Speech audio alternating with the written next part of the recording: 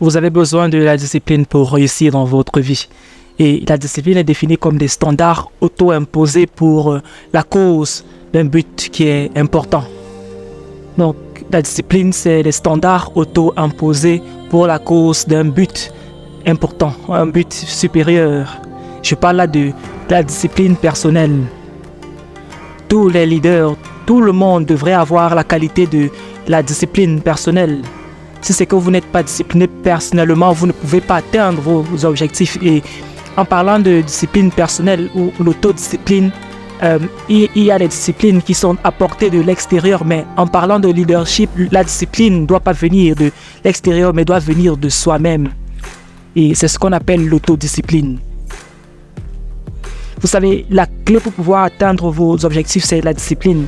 Et nous avons un passage dans Proverbe 29, verset 18 qui dit « Quand il n'y a pas de révélation, le peuple est sans frein. Heureux s'il observe la loi. » Et cela voudrait dire très clairement que quand il n'y a pas de vision, le peuple va manquer de discipline, le peuple va périr, le peuple est sans frein, le peuple est sans maîtrise de soi. Quand il n'y a pas de révélation de l'avenir, du futur, quand les gens ne savent pas ce qu'ils sont amenés à faire, ça va amener les gens à manquer de discipline. Donc, il est important de pouvoir découvrir une vision qui impose la discipline sur vous. Donc, essentiellement, on va dire que la vision est la source de la discipline. Donc, je vais encore détailler cela dans les minutes qui vont suivre. La discipline, en réalité, c'est la racine du leadership. C'est la nature même qui attire les gens vers vous. Une personne qui est disciplinée va naturellement attirer des personnes vers elle parce que les personnes généralement admirent la discipline dans d'autres personnes. C'est la raison pour laquelle on va aller voir les athlètes dans les terrains. On admire vraiment leur discipline parce qu'ils ont pu se discipliner pour produire un résultat qui est vraiment impressionnant. Si vous faites la même chose, les gens vont commencer à croire en vous parce que votre vie va commencer à démontrer, à apporter certains résultats et les gens vont vous faire confiance. Les personnes font confiance à les personnes qui sont disciplinées. On peut savoir, on peut vous faire confiance parce que vous êtes toujours constant. Et c'est la raison pour laquelle on utilise aussi les athlètes pour pouvoir faire des publicités parce qu'on a confiance aux athlètes parce qu'ils ont développé un certain niveau de discipline qui les rend admirables, appréciables. Et donc, par exemple, aux chaussures Nike, quand on fait la publicité, Michael Jordan faisait publicité des chaussures Nike, on se disait non, si c'est que tu portes une chaussure Nike, tu vas être comme Michael Jordan. Et ce que les gens achètent, c'est la discipline que Michael Jordan a cultivée au fil des années. Donc si vous voulez avoir un type de résultat, généralement il y a des personnes qui vous inspirent. Et généralement on aime regarder le sport et pas peut-être pratiquer le sport parce qu'on aime admirer cette discipline que ces personnes ont cultivée au fil du temps. Et c'est la même chose par rapport à vous. Si vous êtes consistant et discipliné dans votre vie, vous allez trouver que les personnes vont venir vous regarder faire ce que vous faites de mieux. Les gens vont payer, apporter leurs dîmes, leurs offrandes, vont apporter des dons parce qu'ils vont vouloir regarder ce que vous faites en tant qu'orateur, en tant qu'ingénieur, peu importe le domaine, administrateur, politicien. Et la discipline, on le rappelle, vient de la vision. Un homme ou une femme qui n'a pas une vision claire de sa vie va vivre une vie qui est très indisciplinée. Mais quelqu'un qui a de la discipline va vivre une vie très disciplinée. Les personnes qui ont de la vision ont une vie très disciplinée, très organisée. Une vie qui est très restreinte, une vie qui est très facile parce qu'à la fin, on peut dire que la discipline et la vie facile sont générées par la vision. La vision rend la vie facile. Quand vous avez la vision, cela simplifie tout pour vous. Parce que la vision va contrôler tous vos choix. Une fois que vous connaissez où vous partez, vous connaissez également où vous ne partez pas. Vous connaissez les routes qui ne vont pas vous mener vers cette destination-là. Si vous savez exactement ce que vous devez faire, vous savez aussi ce que vous ne devez pas faire. Vous savez, quand vous avez la vision, cela va définir ce que vous devez faire dans la vie. Et par ricochet, ce que vous ne devez pas faire. La vision vous donne votre adresse permanente, vous montre ce que vous devez faire montre votre destination. Et c'est là que nous obtenons notre mot, la destinée. La destinée va dicter vos décisions, ce que vous prenez comme décision dans la vie, et tout cela part de la vision que vous avez de vous-même, que Dieu vous a donnée. Vous savez, quand quelqu'un vous propose quelque chose qui ne va pas en droite ligne avec votre vision, c'est très facile de refuser parce que vous connaissez exactement ce que vous voulez et ce que vous ne voulez pas. Donc, un autre point sur cela, vous savez, vous n'êtes pas né pour faire tout. C'est une très très bonne nouvelle de savoir que je ne suis pas né pour faire tout. Vous savez, quelque part, dans notre tête, souvent on se dit qu'on doit faire tellement de choses. Et avant moi-même, je pensais de la même façon. Mais en réalité, vous n'avez pas tellement de choses à faire dans la vie. Quand vous étudiez les personnes qui ont réussi dans leur vie, rendez-vous compte que ces personnes qui sont devenues influentes comme Joseph, Moïse, Cristiano Ronaldo, Lionel Messi, Bill Gates, Steve Jobs, Abraham Lincoln ou même Abraham dans la Bible, toutes ces personnes, ce sont des personnes qui ont une vie plutôt facile, une vie qui est plutôt simple. Ils se sont concentrés juste sur deux domaines et cette chose a été la conclusion de ce qu'on les connaît pour quelque chose. Vous devez parvenir à ce niveau où on vous connaît pour quelque chose.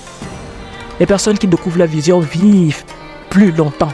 Ils vivent une meilleure vie car ils n'ont pas de stress. Vous savez, le stress part de ce qu'on ne connaît pas, ce qu'on doit faire exactement. Souvenez-vous l'histoire de Marthe et de Marie avec Jésus-Christ. Et Jésus-Christ a dit quelque chose à Marthe qui m'a vraiment touché. Rappelez-vous quand Jésus-Christ est venu leur rendre visite et Marthe était en train de cuisiner pour Jésus-Christ. Mais Marthe est comme la plupart des personnes. Marthe a eu une visitation de Dieu, il est venu la rendre visite et elle a supposé que Jésus-Christ voulait manger. Très souvent, nous croyons connaître ce que Dieu espère ou attend de nous. Il faut vous rappeler que la vision vient de Dieu. Ce n'est pas nous qui imposons à Dieu ce que nous devons faire ou ce que nous croyons qu'il veut que nous fassions, mais c'est lui qui nous donne notre vision. Et c'est d'où nous avons notre mot, la révélation, car c'est lui qui nous révèle ce que nous devons faire. Sans la révélation, on n'a pas la discipline. Sans l'inspiration venant de Dieu, on ne peut pas avoir de discipline. Et finalement, Marthe a préparé pour Jésus-Christ et il n'avait pas faim. Il ne voulait pas manger. Donc, ce n'était pas la bonne vision. Et il y a quelque chose qui est assez intéressant ici là. Quand Jésus-Christ finalement lui fait savoir que je ne veux pas manger et en même temps, elle voulait que sa sœur puisse la joindre à la cuisine. Mais Jésus-Christ dit quelque chose, que tu es occupé à faire beaucoup de choses. Tu es occupé à faire beaucoup de choses. Et c'est comme ça que la plupart des personnes sont. La plupart des personnes sont occupées à faire beaucoup de choses. Et pour moi, beaucoup de personnes qui me connaissent les 20 dernières années, je n'ai pas vraiment changé. J'ai grandi. Mais je n'ai pas changé, j'ai grandi en connaissance, j'ai grandi en expérience, mais je n'ai pas changé, je suis toujours la même personne avec le même message. J'ai juste grandi en connaissance, mais je suis la même personne. Je n'ai pas changé de message en cours de chemin. Et cela simplifie ma vie. Et donc Jésus-Christ dit à Marthe, tu es tellement occupé à faire beaucoup de choses, tu essayes d'être tout, tu essayes de préparer alors que je n'ai pas demandé de faire pour moi et nous sommes plongés dans l'activisme. Et il dit quelque chose qui est une parole vraiment emblématique. Il dit, très peu de choses sont nécessaires à faire. Vous savez, dans la vie, il y a tellement de choses qu'on peut faire, mais en réalité, il y a très peu de choses qui sont essentielles, qui sont nécessaires. Et je vous poserai une question maintenant. Est-ce que tout ce que vous avez fait au cours de cette année, nous sommes en train de conclure déjà l'année, est-ce que ces choses ont été vraiment nécessaires? Est-ce que ces choses ont été vraiment importantes pour vous? Ou bien vous vous êtes plongé à faire beaucoup de choses, mais pas important. Maintenant, comment est-ce qu'on peut définir ce qui est nécessaire? Et dans la Bible, c'est très clair là. Quelque chose qui est nécessaire, selon l'apôtre Paul, il le définit ainsi. Dans 1 Corinthiens 6, il définit comme ça. Il dit, toutes choses sont permises. En réalité, je peux faire tout ce que je veux, mais pas toutes choses vont me bénéficier. Donc, peu importe votre âge, très sûrement, vous allez bientôt mourir. Et 70 ans, c'est la moyenne d'âge que nous avons pour l'espérance de vie dans la plupart des pays. Et si peut-être vous avez déjà atteint 40 ans, 50 ans, vous êtes en train de tendre vers la mort. Et vous ferez mieux de choisir ce que vous devez faire, définir votre vision, prier pour pouvoir avoir cette vision, pour ne pas gaspiller votre temps à faire tout et n'importe quoi. Tout est permis, mais tout n'est pas utile. C'est ce qu'on peut utiliser pour savoir vraiment ce qui est nécessaire. Vous savez, c'est un peu très tard, dépendamment des âges. En réalité, quand on est jeune, on peut encore se permettre certaines choses, mais il est important de connaître votre destination. Ne pas juste vous pavaner un peu partout pour faire ce que tout le monde croit que vous devez faire, tout le monde voudrait que vous fassiez, mais pouvoir clairement avoir une destination fixe. Donc, Jésus-Christ rappelle à Marc que très peu de choses sont nécessaires. Très peu de choses sont utiles. Et même dans votre vie, il y a très peu de personnes qui sont utiles. Très souvent, vous avez de la mauvaise compagnie et ces personnes vous perdent du temps. Vous mangez avec elles, vous cuisinez, vous passez du temps, vous partez au restaurant, vous regardez de la télévision, vous regardez des matchs de football. Très peu de ces choses sont importantes. Ces personnes sont généralement des distractions pour vous. Certains des livres que vous lisez même ne sont pas importants. Vous lisez les livres qui concernent la romance, des magazines de style, de fashion, et ces choses ne vous amènent pas vers votre but final dans la vie. Quand vous avez une vision, cela facilite les choses, cela simplifie la vie. Et quand vous partez peut-être dans une librairie, dans une bibliothèque pour pouvoir lire un livre, vous connaissez exactement ce que vous devez lire, ce que vous devez acheter comme livre, ou ce que vous ne devez pas acheter. Quand vous avez de la vision, cela facilite votre vie. Je vous remercie d'avoir regardé cette vidéo jusqu'à la fin. Laissez un commentaire, likez et partagez la vidéo. On se retrouve très prochainement dans une autre vidéo. Que Dieu vous bénisse abondamment.